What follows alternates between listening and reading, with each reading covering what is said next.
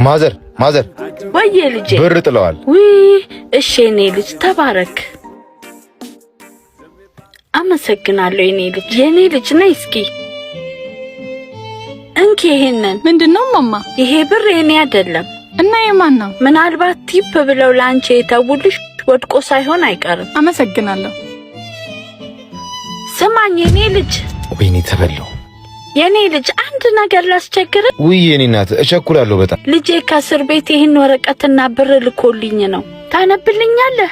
አይኔን ቢስላለኝ በጣም ቸኩል ነበር። አንተ እስቲ እማዬ መተሽ ያልጠየቅሽኝ ተቀይመሽኝ አይደል? እኔ እኮ አንቺ ለማስደሰት ብዬ ነበር ስርቆት ውስጥ የገባሁት፣ ግን ልክ አልነበርኩም። እማ አሁን የላኩልሽ ብር እስር ቤት ውስጥ እንጨት ስራና የተለያዩ ስራዎችን ሰርቼ ያጠራቅምኩበት ነው። እማ ናፍቀሽኛል። አየኔ መድኃኔዓለም ምን ይሳናሃል?